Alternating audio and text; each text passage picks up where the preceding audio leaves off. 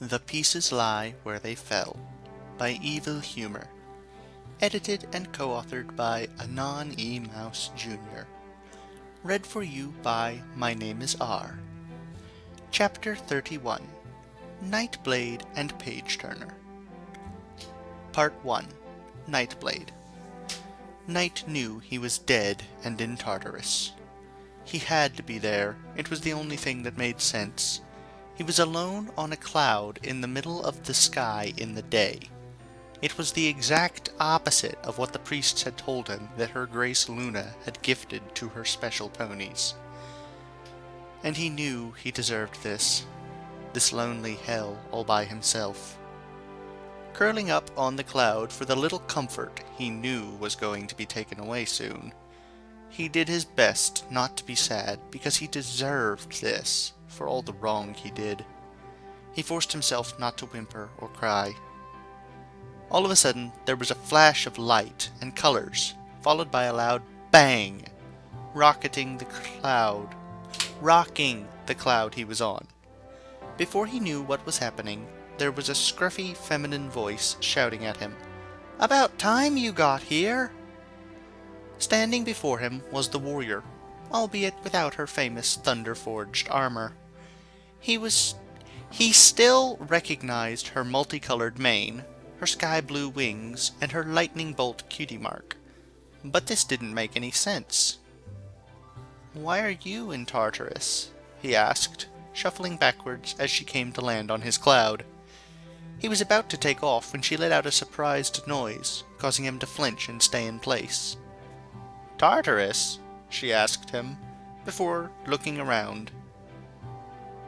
Looking around before scoffing and reaching out to him. "Nah, this isn't Tartarus. This here is my paradise. Just hold every pony to bug off while we talk." "Why would you want to talk to me?" Knight turned his head away.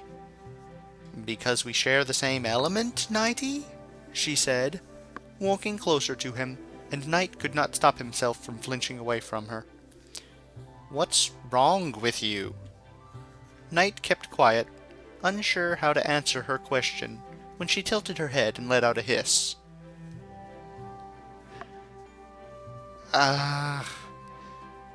She said, before reaching out to grab him and hold him close to her.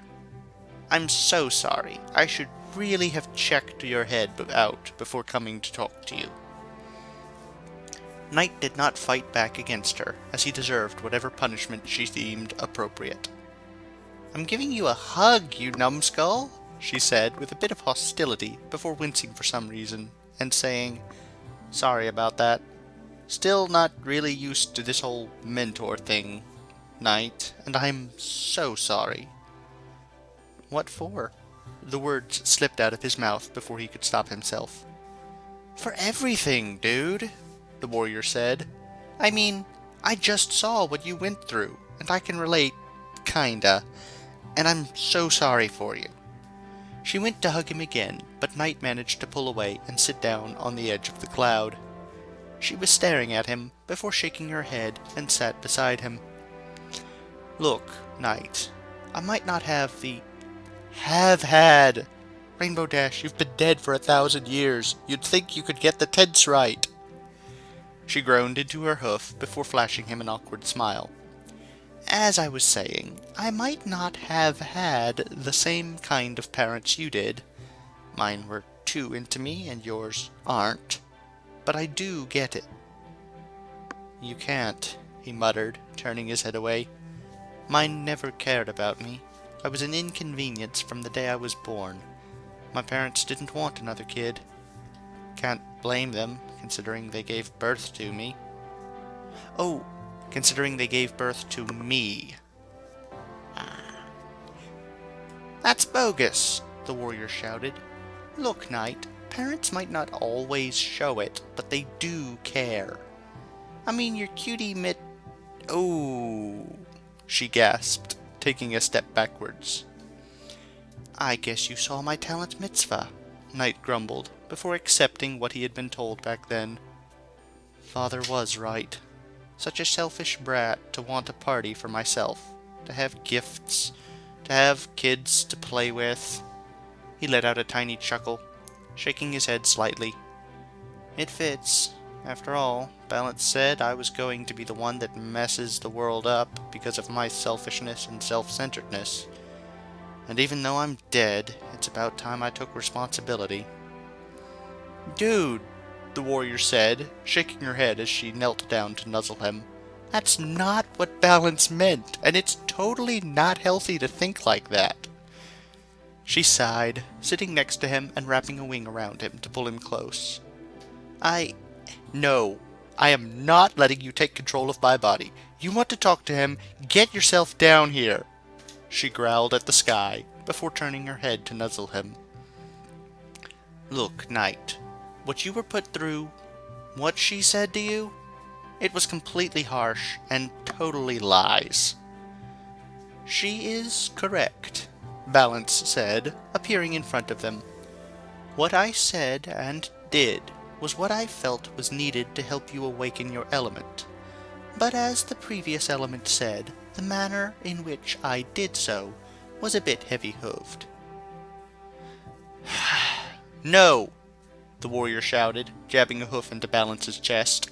I know you're part AJ in there, so be honest. Balance looked flustered before turning its head to Knight. When I spoke of your selfishness and self-centeredness, I was referring to your love for kindness, Balance said, causing Knight's ears to flick. Your devotion to her was preventing your element from being awakened, and it was necessary that your devotion was broken so that the connection to the other elements would be made. It then placed a hoof under Knight's chin and lifted his head upwards. If love were an element of mine, it would have awoken the moment you met the others, and it would have eclipsed the rest. Knight began to feel his heart flutter before he squashed it, remembering what he did. I still deserve Tartarus. I attacked Paige and nearly killed her. Look, Knight, that was terrible. I agree with you, the warrior said, patting his side. And as much as I don't want to agree with them, it was kinda needed to get our element awakened. Ours isn't the easiest to get going. Unlike the others, loyalty needs a personal sacrifice or meaningful vow to awaken.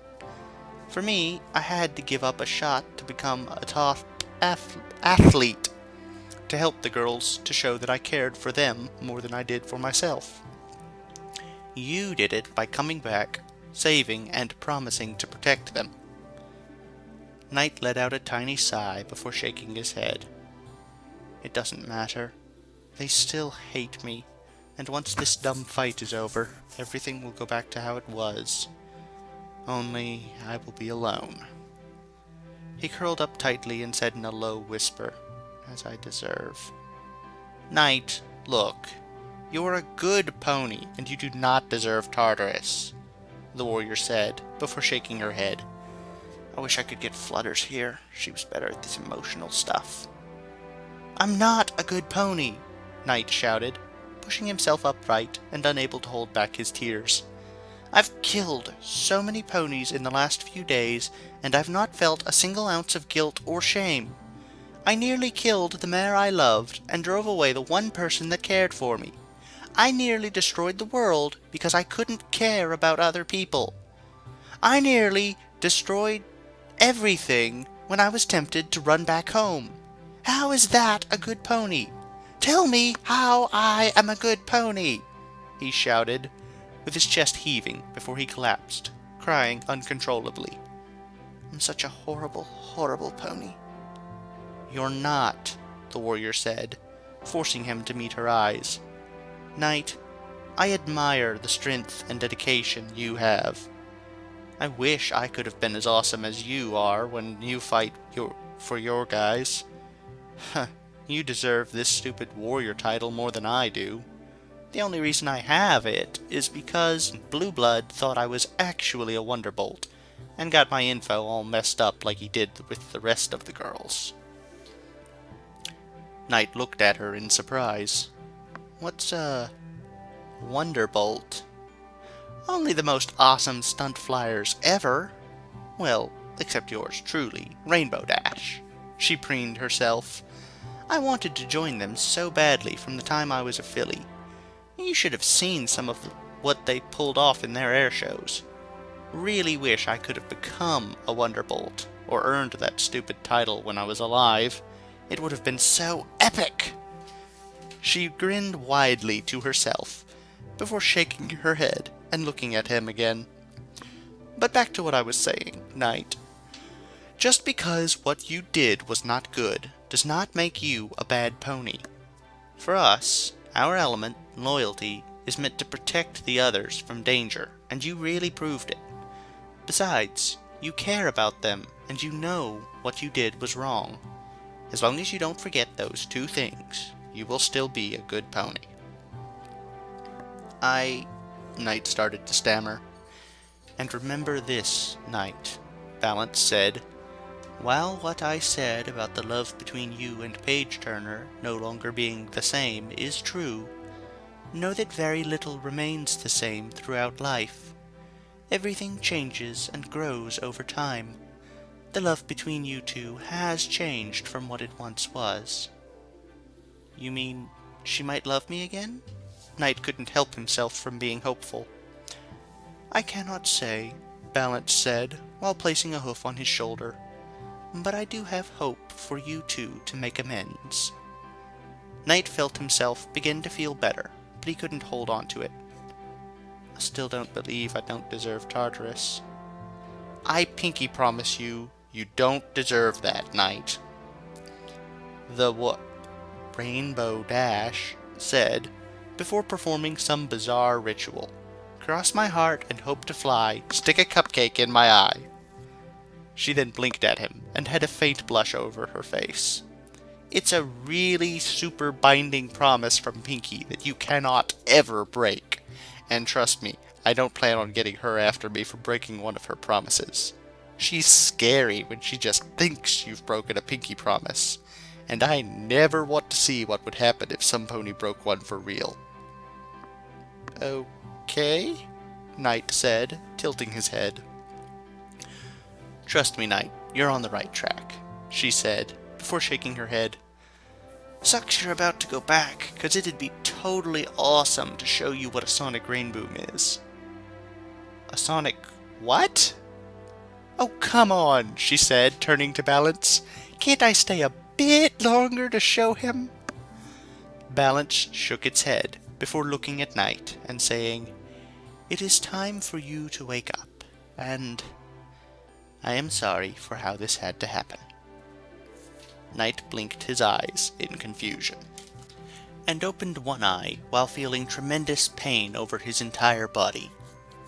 Letting out a groan as vision started to come back, he tried to push himself upright when he heard a clash of voices saying his name. Hey, Knighty's up! Vix Lee. How fortunate that Knight is awake at last. Rex. Glad to see you're finally back, Knight. Windbreaker. Knight's too tough to go down that easily, Wind. Vittle. Knight, you're awake. How do you feel? Page. His heart began to race as he took them all in. They were in a large room that had a couple of beds at the far end on the left side, which he guessed had the same number of beds on the right side. Vix Lee was nearby, sitting on a window bench sill, her face and arms bandaged up, with new straps of holsters running across her chest to hold her hammers in place. Rex was sitting at a table, reading a book, before closing it to face him with a smile on his face. His vest had been patched slightly, but it was recently cleaned from how fresh it seemed to be. Windbreaker walked into his field of vision, and he seemed to be more or less the same, although he now had a proper carrying case for his crossbow. His talon was still bandaged up, with a few other patches on him.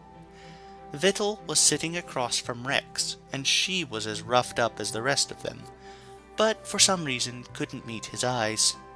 Paige appeared very close to him, leaning over his blind spot, and she looked like her unicorn self, hiding any injuries. "How are you all?" he asked, trying to shift upwards before Paige tisked and pushed him back down. "We're fine," Paige said, with a slight hiss as she looked him over. "How are you feeling? It's been a couple of days since that fight, and this is the first time you've been awake." "I feel like a dragon punched me in the gut," Knight groaned, every action feeling like his muscles were on fire. "Well, that does happen when some tar hits you with Signor Hardhead," Vixley said, with a hint of a growl, causing Knight to turn his head in surprise. "So not cool with that," she said, as she pulled out the hammer.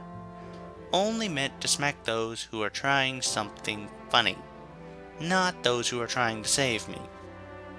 "A person has to be crazy to try something funny with you," Knight snarked, before wincing in pain. You never know. Some tars find me truly alluring." Vixley puffed up her mane before breaking down in laughter. "I do suppose that there is someone for everyone," Rex said with a grin. "So you might have some luck after all, Vixley." "Ooh, nice one, Rex," Vixley continued to giggle.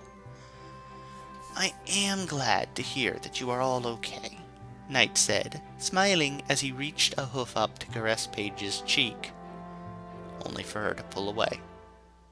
Suddenly, the pain in his heart was a lot worse than any pain his body was in. Knight tried to turn his head to the side, but Paige gripped him and turned him to face her. "Listen, Knight, we need to talk," she said, holding him steady with her eyes and forcing him to meet them. "I do not blame you for what happened back in Fluttershy's cottage. I could feel your confusion, worry, and fear that something had happened to me, and the only reason you attacked me was because you thought I was an imposter. I should have told you the truth years ago. That is my fault, not yours." She stared into his face before letting out a sigh and turning away. "I still love you, and I do forgive you for what happened. But I cannot forget it, and I need some time to process it all. For now, I think we should take a break from each other until we're ready to try again." He felt his heart crushed by this, but it was better than what he deserved. With a sigh, he nodded his head before flicking his eyes at her. "Paige, there is one thing I'd like to ask of you," he said, hoping she would let him have this. "Yes, Knight?" she said cautiously. "Can I see what you really look like?" Part 2. Paige Turner. Out of all the things Knight could have asked her, she had not expected this. The Bat Pony, still heavily bandaged up and in pain after 2 days of resting, looked straight at her with his one good eye. With a bit of unease at transforming to her true state in public, Paige let her unicorn self fade away to show her chitin and hold body, with her crooked horn replacing her straight unicorn horn, and her wings buzzing slightly. Only her cutie mark was not changing. With only her cutie mark not changing. All of this was in front of Knight, and she felt a stab of fear at how Knight would react to the real her. He looked at her, eyeing her up and down, and the love in his heart for her had not changed at all. She felt her breath catch at this. It didn't matter to Knight who she really was, or what she looked like, and despite just temporarily breaking up with him, he still loved her as strongly as before. She had been an idiot not to tell him years ago. He didn't care. This was pure love in its finest, and it was directed solely at her. Knight then smiled at her and said, "Thank you, Paige." He then turned his head towards Viddle, smile still on his face. "So, can somebody tell me where we are and what's wrong with my eye?" "Your eye, Rex?" "Knight," Rex began, carefully avoiding that hornet's nest for the moment, "like the rest of you, is still recovering from the fight with Sharp Point. Your wing's membrane should be fine in about a week, but it is recommended that you do not fly with it, as the membrane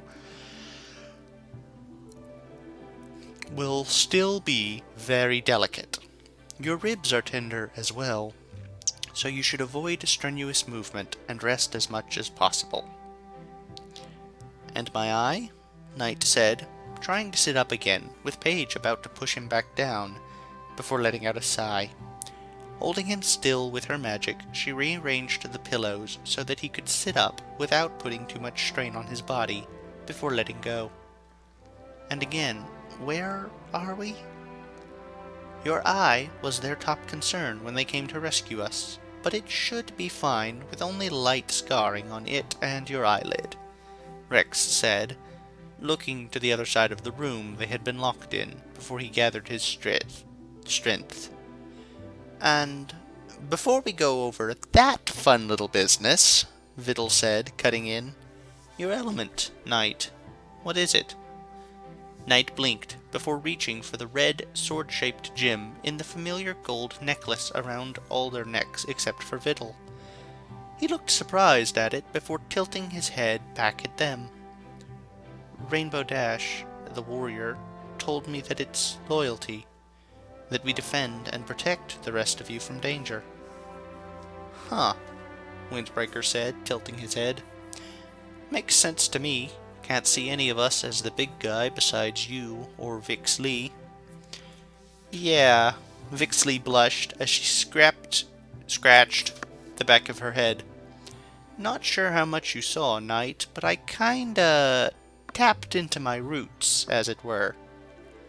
I remember seeing you use a pony as a makeshift hammer, Vix Lee, Knight said in a deadpan voice with a smirk on his face that made Paige giggle. Not sure how I feel about being equated to an angry minotaur.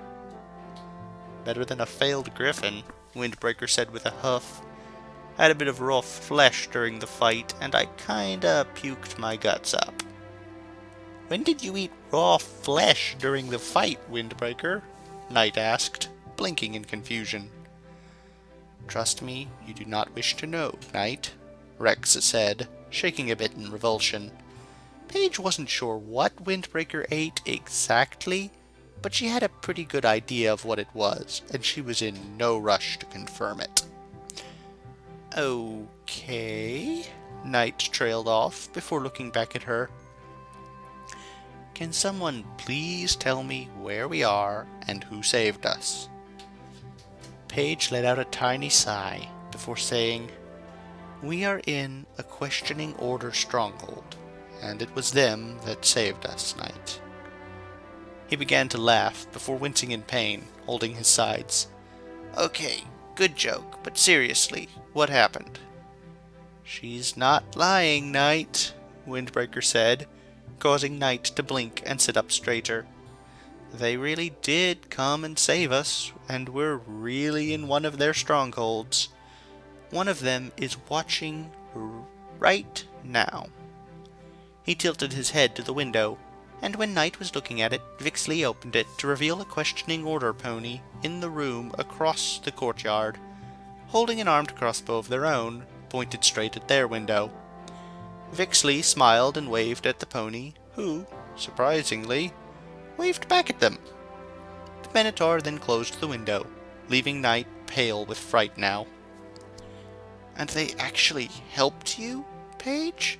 Knight asked her, feeling terrified. Weren't you without your unicorn form when you ran into the forest? Yes, Paige said, rubbing her hooves together, her heart racing at the memory of it. One of them was about to kill me when another one stopped them and pointed at my element. Then they ran past me, with one of them staying behind to watch over me. Yeah, and it was not pretty when they came in, Vidal said with a shudder. I think we'll have nightmares of that for a long time. Vix Lee, Rex, and Windbreaker all nodded their heads, with Paige feeling a bit queasy at what little they had told her of what happened and how scared they were feeling. Okay, While I am now properly terrified, Knight said, licking his lip and wincing at the ointments used to patch his mouth up. How he got holes in his mouth like that in the fight was beyond them, but thankfully the Order had been able to treat all of their injuries, even hers. Although they had been very reluctant to touch her, considering she was what the Order said they were to kill on sight. Do we have any idea why they helped us, or recognized what the elements are? No, they have said nothing to us, obviously, Rex said, as he reached into his vest for the note that the Order gave them. This has been their only instruction to us, that we are not to leave the room or... Rex trailed off, handing the note to Knight, who looked at it briefly before gulping loudly. They'll kill us, Knight said in a soft voice, as he put down the note that had very basic drawings of them staying on one side of the door, and the one below it showing them in pieces on the other side of the door. Actually, Rex coughed as he picked the note up and tapped it to show Knight how pragmatic the Order was. From examining the note, none of us are actually dead, but more or less immobilized. So whatever they want from us, they are willing to cripple us to make us compliant. Oh, that's just lovely, Knight snarked, rolling his eyes before wincing in pain. So, Vittel, what's the plan? Honestly, the Owie's Odalist said as she sat on the edge of the bed, we wait to see what they want and go from there. We are in no position to try anything, not even if you were in top form.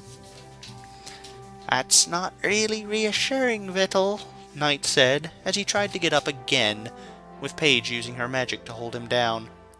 Knight frowned at her, but she would not budge on this. The Bat Pony was still very injured, and moving around was not ideal. So, this threat is the only thing they've done to you guys? Besides bringing us food, Windbreaker said, shaking his head. I mean, they did give us some new stuff for our weapons, but they've just left us alone for the most part. Paige flicked her ears and couldn't help herself from turning her head to the side as she felt some very angry ponies marching towards them. Vittel and the rest, now aware of her ability to sense ponies through their emotions, were using her as an early alert system. Tensing up, they saw the door slam open, and 3 ponies of the Order stormed their way in. They turned their heads towards Knight and made a series of gestures in their language. Of course, Paige had no idea what they were saying, as the Order was very touchy about outsiders learning their secret language, but she could guess that they were asking about Knight. He's awake now, Vittel said, stepping in front of them, and he seems to be mostly okay. So can you tell us, now, what's going on? She glared at them before the Owie's Odalist took a step backwards and said, Please? They made another series of hoof gestures, and Paige couldn't help but glance over to Rex for a translation, even though he didn't know what they were saying. Paige was at a loss at how they were going to deal with the Order when Vittel let out a squawk of pain. Turning her head around, she saw Vittel being spanked, of all things, by one of the Order ponies' magic, before they tossed her down and made an angry set of hoof gestures. Hey, what do you think you're doing?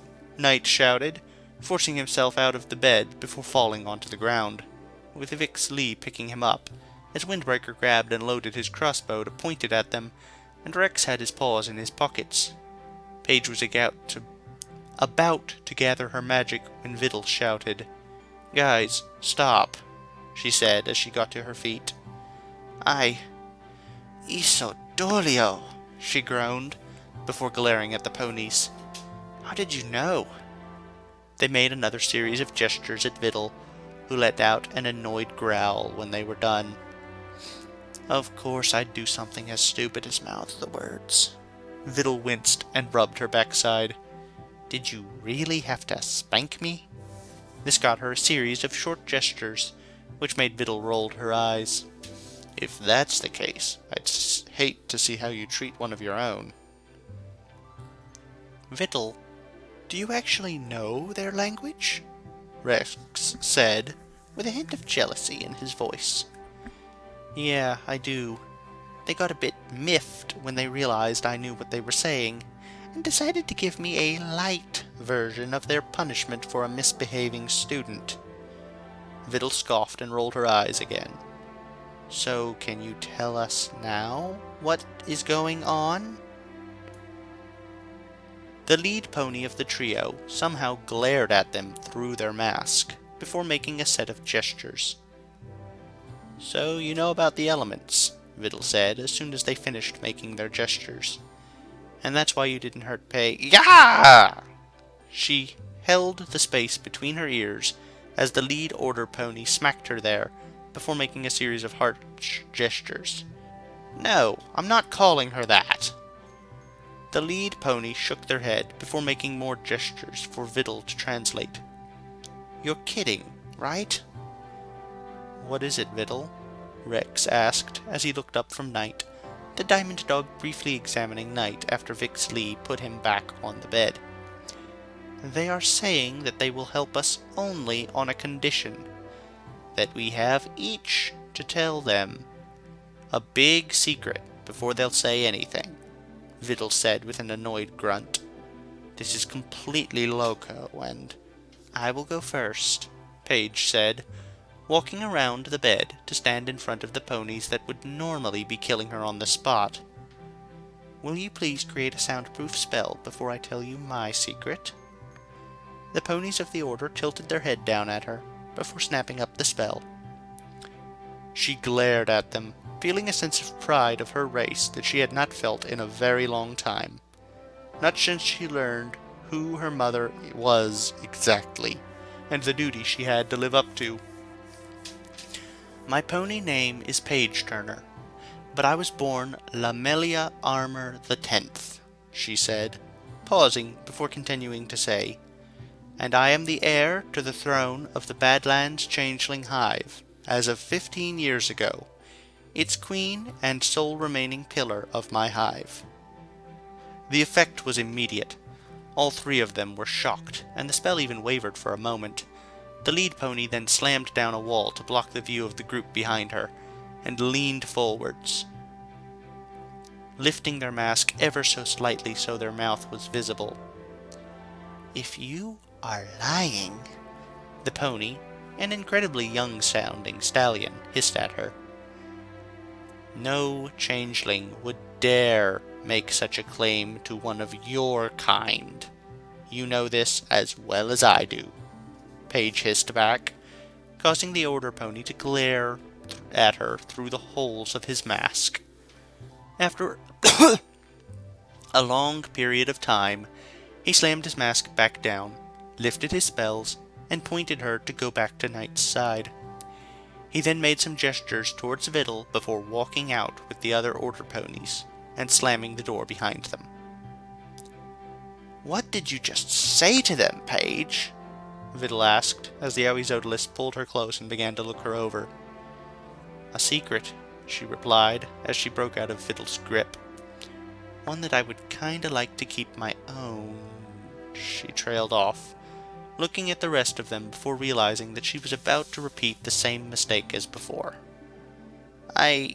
It's okay, Paige. You don't need to tell us, Vix Lee said, shaking her head. Yeah, every pony is allowed their secrets, right? Windbreaker said as he looked to Rex, who nodded his head. Paige, if you don't think you need to tell us, I trust you have a good reason, Knight said, smiling at her. Paige let out a sigh of relief. She was not ready to share the actual truth about it just yet. It had been an act of desperation and recklessness to tell the questioning order, who had it as part of their mandate to kill her for what her great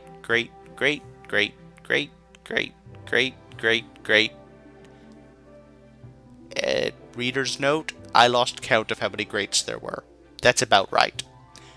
Grandmother Chrysalis did, who she was really, but it was only who she really was, but it was the only big secret she had, and the thought of telling other people made her kite and crawl. "Thank you guys for not pushing," she smiled at them before looking at Viddle. "So, what did they say before they left?" "That whatever you told them was big enough that they had to talk to their leaders for advice," Viddle said. "Now all we have to do is wait for them to come back." The door slammed open again, with a dozen or so order ponies storming into the room, with them gesturing at Viddle. The Arizodalis's eyes went wide, and began to say things under her breath in her native language. What did they say, Kitty Cat?" Vixley asked, as she reached for her hammer. "That we are to come with them to the Crystal Dominance. Apparently, whatever Paige said was worth more than 6 secrets." Viddle turned to face them with an odd look on her face. "It was worth enough for them to take us to where they've been keeping my element." Alright, end of chapter. I'm not surprised she's the queen, or the heir of the queen, or something there. Yeah, I wasn't sure, but that is no more unexpected now than the fact she was a changeling like 2 or 3 chapters ago. I'm still looking back at my being so sure Gladstone was one of them. Yeah. I still feel a little foolish for fooling myself so effectively with the hints they gave into thinking they were those ponies, not changelings.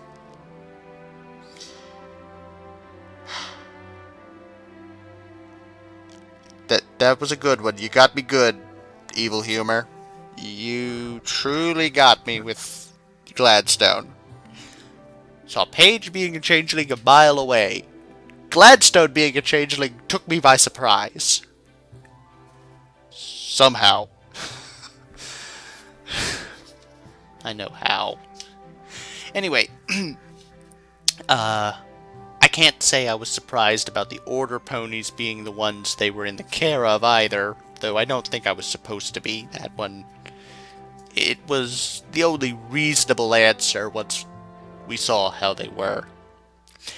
I didn't notice it was Rainbow Dash's home until the loud boom and the colorful rainbow. I didn't know what was going on. I didn't think he was dead, but I didn't see it being his element moment. Anyway, interesting that the questioning order knows about the elements. Let's see. Them and that fraudulent priest dude. Those two so far have been the only ones who appeared to know what the elements were among the ponies. And they say they have the element of magic.